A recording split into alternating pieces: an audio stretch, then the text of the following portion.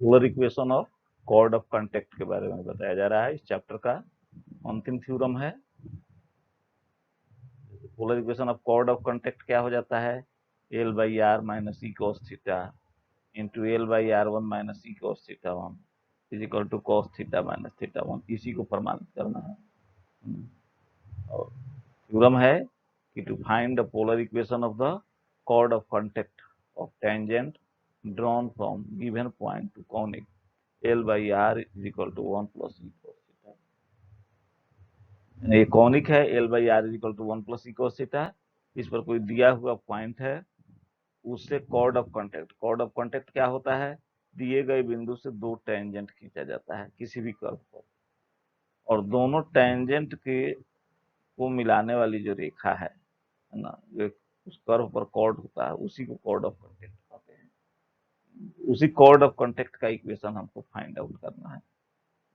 Cord of contact की परिभाषा पहले फिगर कि from given point we can draw two tangents. जैसे दिया गया बिंदु P है, उसे दो टेंजेंट PQ और PR खींचा गया है। Two tangent which meet the curve at 2 point. The line joining these 2 points is called chord of contact. From given point दिए गए बिंदु से we can draw two tangent। किसी भी बिंदु से किसी कर्व पर दो टेंजेंट खींचा जा सकता है। तो एक टेंजेंट PQ खींचा गया है, एक टेंजेंट PR खींचा गया है। तो दोनों टेंजेंट कर्व से Q और R बिंदु पर मिलती है। तो which meet the curve at 2 point, है ना, लाइन ज्वाइनिंग these 2 point। तो इस दोनों पॉइंट को मिलाने वाला जो लाइन QR है, उसी को हम लोग कॉर्ड ऑफ कांटेक्ट कहेंगे, है ना, is called chord of contact, है ना। इसी कॉर्ड ऑफ कांटेक्ट QR का इक्वेशन हमको फाइंड आउट करना है। तो इसके लिए सपोज किया कि गिवन कॉनिक है L by R is equal to 1 plus E cos theta. From given point PR1 theta 1 एक दिया हुआ बिंदु है, इस बिंदु से दो टेंजेंट खींचा गया है। From given point PR1 theta 1 draw two tangents PQ and PR to the point. The line joining QR is called chord of contact from point P। Point P का chord of contact वहीं QR हो जाएगा, है ना, उस conic पर, P on conic. Suppose alpha minus beta and alpha plus beta are vectorial angle of point Q and R। Conic से जो टेंजेंट खींचा गया है P बिंदु से दो बिंदु पर मिलती है ना, वह बिंदु Q और R है। मान लिया गया कि Q बिंदु का वेक्टोरियल एंगल क्या है, अल्फा माइनस बीटा, और R बिंदु का वेक्टोरियल एंगल कितना है, अल्फा प्लस बीटा। और we know that equation of chord is, equation of chord हम लोग पहले निकाले हैं, है ना। इक्वेशन ऑफ कॉर्ड कितना होता है, L by R is equal to E cos theta into plus sec beta into cos theta minus alpha. इसको रिलेशन नंबर 1 मान लिया गया। अब equation of tangent at point alpha minus beta and alpha plus beta R. अब alpha minus beta पर tangent का equation क्या होगा, L by R is equal to E cos theta plus cos theta minus, है ना, alpha minus beta point पर है इसलिए theta minus alpha minus beta. इसको लिख सकते हैं कि L by R is equal to E cos theta plus cos theta minus alpha plus beta. उसी तरह से दूसरे बिंदु पर, है ना, Q और R दो बिंदु है, तो दूसरे बिंदु R पर जो है सो टेंजेंट का इक्वेशन जो है L by R equal to E cos theta plus cos theta minus alpha minus beta हो जाएगा। ये दोनों जो है सो टेंजेंट का इक्वेशन है ना, क्रमशः Q और R पॉइंट पर। और both tangent passes through point P R1 theta 1। दोनों टेंजेंट जो है तो P बिंदु से होकर के, जैसे PQ है तो वह भी P से पास करती है ना, और QP है तो वह भी P बिंदु से पास करती है। तो दोनों टेंजेंट P R1 थीटा 1 से पास करती है, इसलिए जब पॉइंट जो है तो दोनों टेंजेंट को सेटिस्फाई करेगा, टेंजेंट की इक्वेशन को सेटिस्फाई करेगा। तो पहले वाले को सेटिस्फाई किया तो L by R one is equal to E cos theta 1 plus cos theta 1 minus alpha plus beta, इस रिलेशन नंबर 2 माना गया। और दूसरे वाले को सेटिस्फाई किया तो L by R one is equal to E cos theta 1 plus cos theta 1 minus alpha minus beta, इसको रिलेशन नंबर 3 माना गया। और समीकरण 2 और 3 से दोनों का लेफ्ट साइड इक्वल है, इसलिए दोनों का राइट साइड भी आपस में इक्वल होगा, इसलिए e cos theta 1 plus cos theta 1 minus alpha plus beta equal to E cos theta 1 plus cos theta 1 minus alpha minus beta. E cos theta 1 दोनों साइड में, इसलिए रिजेक्ट हो जाएगा, इसलिए cos theta 1 minus alpha plus beta is equal to cos theta 1 minus alpha minus beta. तो अब general solution के chapter के अनुसार ना, कॉस थीटा बराबर कॉस अल्फा, तो थीटा बराबर क्या होता है 2n pi plus minus alpha. इस फॉर्मूला का यूज करें हम लोग, theta 1 minus alpha plus beta बराबर 2n pi plus minus theta 1 minus alpha minus beta.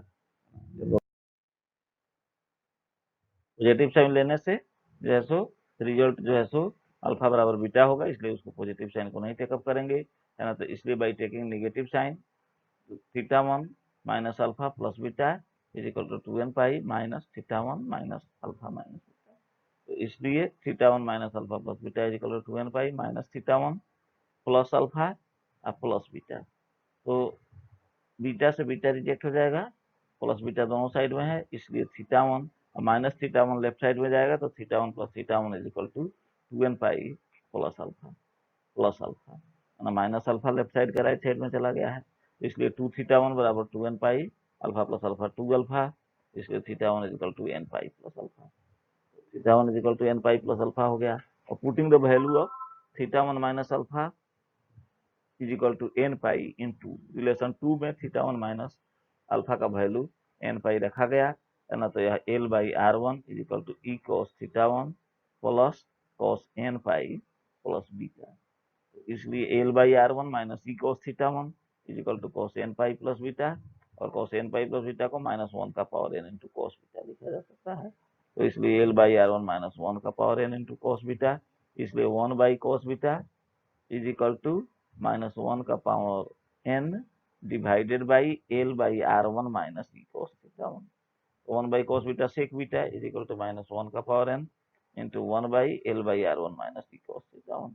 अब इसी सेक बीटा का value, putting the value of sec beta in equation 1 जो कोड ऑफ कॉन्टेक्ट का इक्वेशन है, इसमें सेक बीटा का वैल्यू रख देने पर हमको रिक्वायर्ड कोड ऑफ कॉन्टेक्ट का इक्वेशन हमको प्राप्त हो जाएगा, है ना। तो इक्वेशन 1 में रखा गया सेक बीटा का वैल्यू, तो l by R is equal to E cos theta plus -1 का पावर n जो सेक बीटा का वैल्यू है 1 by l by R one minus E cos theta 1 into cos theta minus theta 1 plus n pi.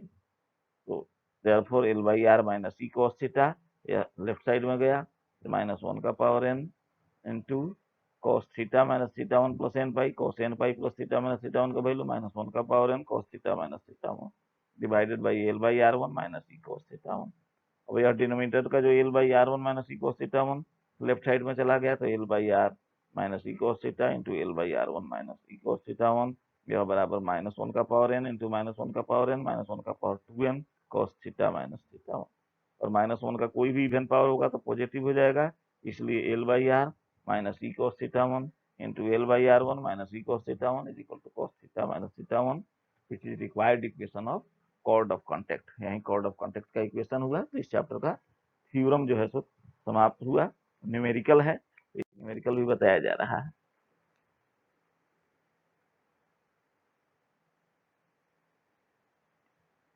Question है एक important है, परीक्षा में पूछा भी है कभी ना कभी, कि if P S P dash is focal chord of conic l by r is equal to 1 plus e cos theta is focus s, then prove that 1 by sp plus 1 by sp dash is equal to 2 by l।